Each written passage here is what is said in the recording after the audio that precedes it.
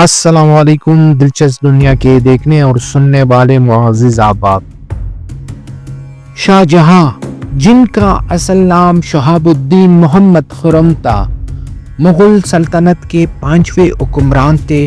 وہ 5 جنوری 1592 کو لاہور میں پیدا ہوئے اور ان کا عہد حکومت 1628 سے 1658 تک رہا۔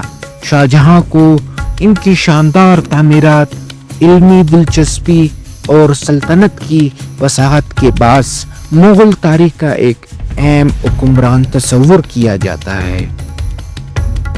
شاہ جہاں شہنشاہ جہانگیر کے بیٹے اور راجپوت شہزادی مان بائی کے بیٹے تھے۔ ان کی ابتدائی تربیت علمی و عسکری میدان میں ہوئی۔ ان کی بچپن سے ہی ذہانت اور انتظامی صلاحیتوں نے انہیں اپنے بھائیوں میں نمایاں مقام دیا۔ شاہ جہاں کی حکمرانی کو مغل سلطنت کا سنہری دور کہا جاتا ہے۔ ان کے دور میں انتظامی اصلاحات اور فوجی کامیابیاں سلطنت کو مضبوطی فراہم کرتی رہی۔ انہوں نے دکن، بنگال اور افغانستان کے علاقوں پر اپنی حکومت مستحکم کی۔ شاہ جہاں کے دور کو مغل فن تعمیر کی عظیم مثال کہا جا سکتا ہے۔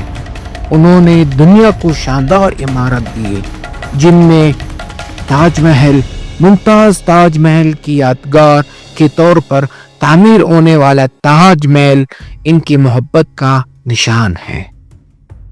لال قلعہ دلی میں واقع یہ قلعہ مغل طرز تعمیر کا اعلیٰ نمونہ ہے۔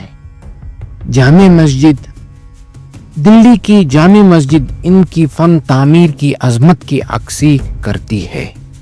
شالیمار باغ لاہور میں واقع یہ باغ ان کی ذوق جمالیات کا شاہکار ہے۔ یہاں کی بڑھتی عمر اور بیماری کے باعث ان کے بیٹوں کے درمیان اقتدار کی جنگ شروع ہوئی۔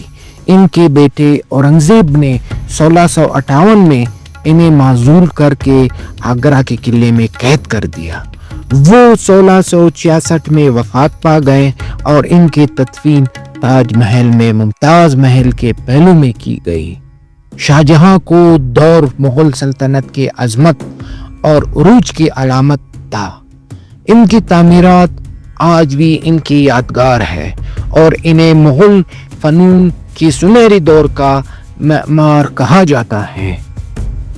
یہ معلومات ان چند کتابوں سے لیا گیا ہے جن میں مغل دور حکومت، مختصر تاریخ ہندوستان، الفاروق اورنگزیب عالمگیر،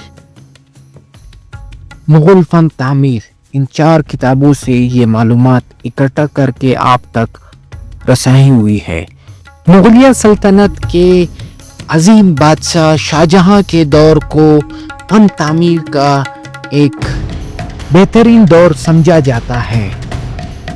ویڈیو پسند آنے کی صورت میں شیئر کریں اور ساتھ میں چینل کو بھی سبسکرائب کریں اور اپنے قیمتی آراء سے ہمیں آگاہ کریں تاکہ ہم اس طرح نئے ویڈیوز آپ کے لیے لا سکیں۔ تب تک کے لیے اللہ حافظ۔